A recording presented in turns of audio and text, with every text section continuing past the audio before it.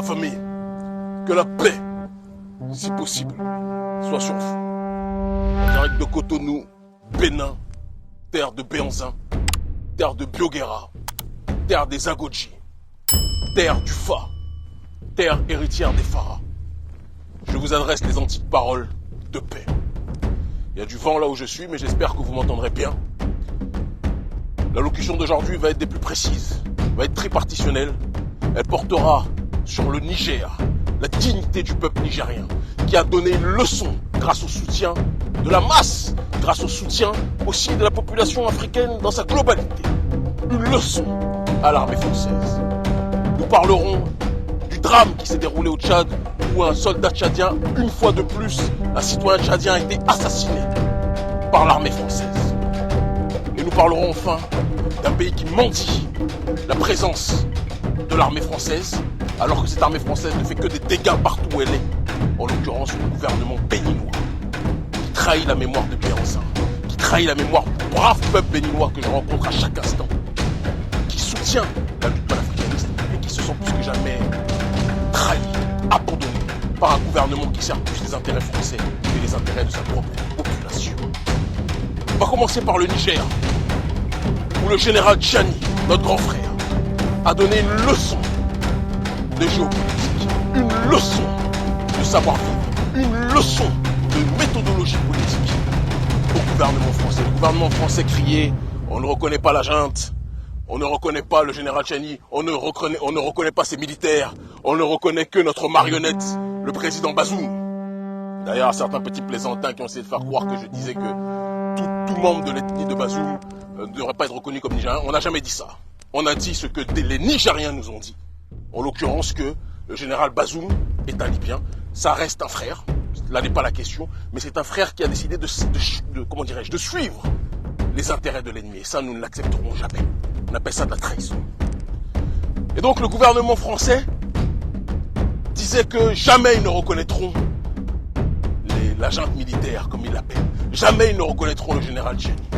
Mais face à la pression populaire, face à des femmes dignes nigériennes, que je vous demande s'il vous plaît de saluer dans vos prières, où que vous soyez en Afrique, face à des hommes dignes du Niger, face à des enfants qui ont pris leurs responsabilités pour manifester devant la base militaire, le gouvernement français, derrière les muscles de Macron qu'il essayait de gonfler enfin, a décidé d'entamer le dialogue avec les autorités nigériennes qui désormais sont reconnues. Les marionnettes de Macron sont obligées de comprendre que la seule chose qui compte en ce 21e siècle, c'est la souveraineté populaire. Si le peuple dit non, le colon devra se plier à nos exigences. Si le peuple dit souveraineté, le colon devra s'adapter à nos réalités. Ce que vient de faire le Niger, même si le combat est loin d'être terminé, et qu'on apprend les nouvelles des journaux nigériens et de nos frères, les frères panafricains qui nous disent que apparemment de l'ambassade de France serait sortie une tenue militaire burkinabé peut-être qui serait utilisée pour payer des mercenaires pour tenter de déstabiliser le régime et faire croire à une guerre fratricide alors qu'en réalité, plus que jamais, le Burkina et le Niger sont alliés.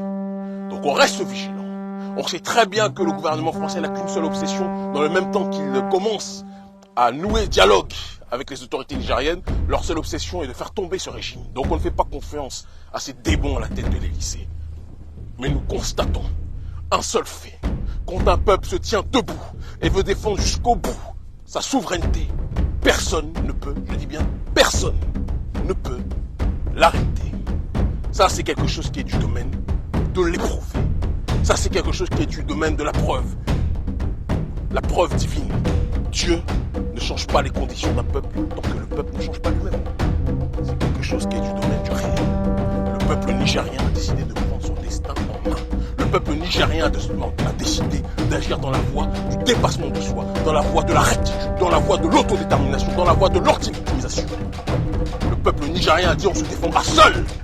Le peuple nigérien a dit on se défendra, on n'a pas besoin de la France. Cette même armée française qui a fait assassiner Kadhafi.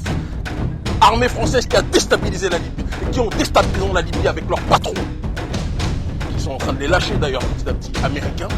Aujourd'hui, la Libye détruite a déstabilisé le Sahel. Et le Sahel déstabilise l'Afrique francophone et pas que dans cette globalité.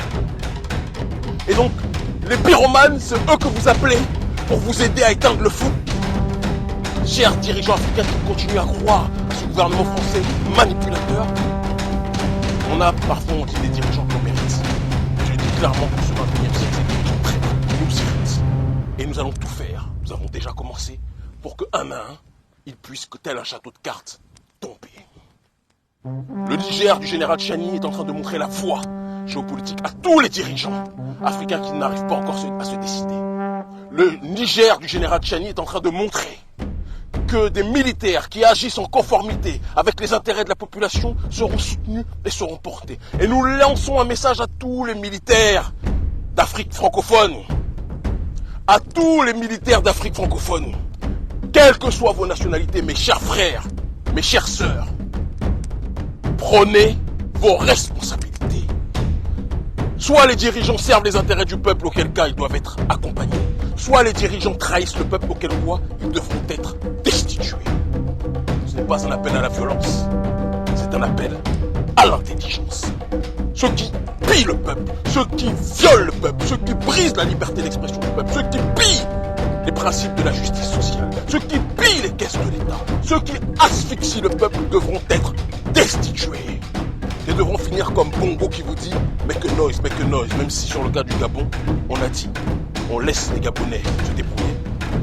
Chacun a son stade, chacun a son concept, chacun a son évolution, chacun a sa phase. D'accord? Ils ont connu le bongoïsme pendant X années. Ce sont des traumatismes. Je pense qu'il faut faire preuve en ce qui les concerne, peut-être de patience et de tolérance pour voir où est-ce qu'il faut. Pour revenir au Niger, je dis à tous les frères et à toutes les sœurs de rester mobilisés au Niger, mais aussi en Afrique francophone. Parce que, même si le maître donne la sensation qu'il est désormais prêt à dialoguer, ces chiens enragés que sont les dirigeants de la CEDEAO, eux, n'ont pas encore desserré la vis. Les chiens enragés de la CEDEAO, les dirigeants marionnettes, les dirigeants corrompus, les traîtres à leur peuple, et je dis bien les traîtres à leur peuple, et Kémy Séba assume ces mots, ont toujours en option d'attaquer militairement le Niger. Et donc nous devons tous rester mobilisés où que nous soyons. Nous devons tous rester mobilisés où que nous nous trouvions. C'est quelque chose qui est plus que jamais du domaine du déterminant. Soyons vigilants. Soyons attentifs à la situation. Continuons à mobiliser l'opinion publique comme nous le faisons. Où que nous soyons, c'est de notre responsabilité. Cette même armée française qui fait semblant de prêter, comment dirais-je, attention désormais aux revendications du régime nigérien, est une armée du régime nigérien, j'exprime bien, est une armée qui dans le même temps assassine des gens au Tchad. Et oui, il faut qu'on le dise. Une armée qui assassine des soldats au Tchad. Après Terra, le massacre de Terra, où 3 citoyens tchadiens ont été abattus, exécutés froidement par l'armée française. Exécutés, assassinés, éteints. L'armée française a récidivé, soi-disant par un militaire, infirmier ou médecin, je ne sais trop quoi, qui, dans des circonstances troubles, on n'a que la version désormais de celui qui est vivant, et pas la version du frère tchadien qui a été abattu comme un chien, soi-disant dans un état de légitime défense, soi-disant, le militaire français aurait assassiné, exécuté, abattu un militaire tchadien. Pendant combien de temps les dirigeants africains vont-ils accepter qu'une armée d'occupation puisse abattre les uns après les autres les soldats de nos peuples? Pendant combien de temps? Au XXIe siècle, en un siècle où tout le monde parle de souveraineté, va-t-on tolérer qu'une armée d'occupation puisse détruire les populations, puisse assassiner nos soldats, puisse humilier nos soldats? Parce qu'à chaque fois que vous demandez à l'armée française de venir vous aider, vous êtes en train de dire qu'en fait les Africains sont tellement inférieurs qu'ils ne peuvent pas se débrouiller eux-mêmes. L'Afrique peut se débrouiller elle-même. Et j'insiste dessus. Même la Russie, dont certains brandissent le drapeau, nous pouvons nous débrouiller nous-mêmes. Nous n'avons pas besoin de demander l'aide systématiquement de la Russie. Nous sommes 54 États. Les Africains peuvent se prendre en charge eux-mêmes. C'est quelque chose qu'on doit être capable de comprendre. C'est quelque chose que l'on doit être capable d'entendre. Le général Déby face au meurtre, que ce soit de Terra ou d'ici, n'a toujours pas fait en sorte que justice puisse être établie. Quand les nôtres sont abattus là-bas, personne ne dit rien. Macron était venu, il était parti, il s'était précipité pour féliciter le coup d'État constitutionnel du général Déby. Il y a des bons coups d'État et des mauvais coups d'État. C'est intéressant de faire ce constat. Devant nous autres Africains de terre, ne rien dire, accepter ce qu'aucun peuple sur cette terre ne pourrait tolérer. Non, ça ne peut plus durer. Nous ne pouvons plus l'accepter. Et enfin, cette même armée française qui assassine donc des gens au Tchad, on espère que justice sera rendue pour l'intérêt de tout le monde. Et nous appelons la jeunesse, la population tchadienne, plus que jamais, à se mobiliser, comme ça a été le cas au Niger, comme ça a été le cas au Mali, comme ça a été le cas ailleurs, à se mobiliser, comme ça a été le cas au Burkina Faso, la patrie des hommes intègres, à se mobiliser pour demander le départ de l'armée française. Le départ simple et définitif, sans négociation. Le départ, nous ne voulons plus de l'armée française. Nous voulons le départ définitif de l'armée française. Qu'elle aille s'occuper de tout ce qui ne va pas en France. Et Dieu seul sait qu'il y a des problèmes en France.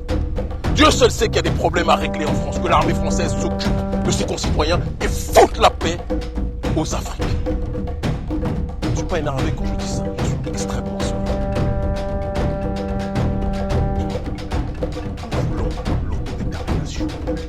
Nous voulons la souveraineté. Nous voulons le respect pour nos sociétés. Le droit pour chacun d'entre nous de pouvoir décider de sa propre destinée. C'est ce que nous voulons, nous autres Africains, en ce 21e siècle. Nous voulons le départ de l'armée française. Et au moment où les masses africaines veulent le départ de l'armée française, constatez que le gouvernement béninois mendie, je dis bien mendie, la présence de l'armée française dans le nord du Bénin. Comme si les soldats et les militaires béninois n'étaient pas assez forts, n'étaient pas assez courageux pour se défendre eux-mêmes, alors que je connais les militaires béninois, ils sont très courageux. Les militaires béninois sont très dignes. Déjà, chose assez intéressante, le gouvernement Patrice Talon, le président Patrice Talon, celui qui disait, les gens ont peur de le dire, moi je n'ai pas peur de le dire, qui disait que le Bénin est un désert de compétences dès son premier mandat, est parti chercher des militaires rwandais, des soldats rwandais pour assurer sa sécurité, comme s'il n'avait pas confiance aux militaires béninois. Il est parti appeler les militaires rwandais, d'accord, pour diriger un certain nombre de choses au sein de l'État béninois, sur le terrain sécuritaire. Et comme si ce n'était pas suffisant, en plus des militaires rwandais qui sont les proxys de l'impérialisme occidental en Afrique, président Patrice Talon qui a fait semblant pendant des années, mais maintenant il est démasqué, qui a fait semblant pendant des années que c'était un souverainiste alors que c'est un individu soumis à l'impérialisme français.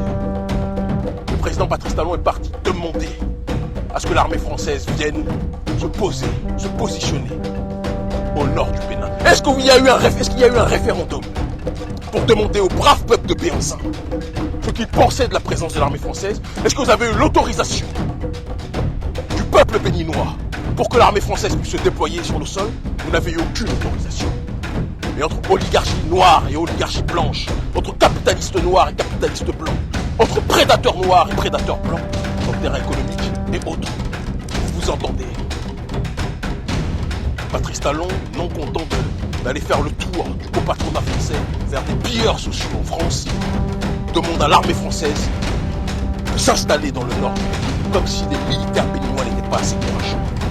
À tous les militaires béninois qui nous saluent constamment, à tous les soldats béninois qui, partout dans le pays, nous donnent de la force et nous saluent, nous leur disons, nous vous aimons. Nous vous aimons. Et les militaires béninois, comme les militaires de chaque pays africain, doivent être respectés et considérés. Et on ne doit pas accepter que l'armée française vienne nous dire ce qui pour nous est bon ou mauvais. L'infériorisation des nôtres doit cesser. L'armée française est vomie partout en Afrique. Mais on a le président Patrice Talon qui, comme Alassane Dramane Ouattara, son modèle, qui, comme Macky Sall, son frère, décide de faire appel à l'armée française. Et nous, on doit se taire et accepter. C'est quelque chose qui ne pourra pas éternellement durer. Restez mobilisés. Restons mobilisés. restons disciplinés. Je vous le dis, je vous le répète, la Champions League de la déstabilisation des dirigeants dirigés africains qui se soumettent à l'oligarchie d'Occident continue. Et les prochaines victimes vont arriver. Ils s'appellent Ouattara, Macky Sall ou d'autres. Ou d'autres. Soyez vigilants.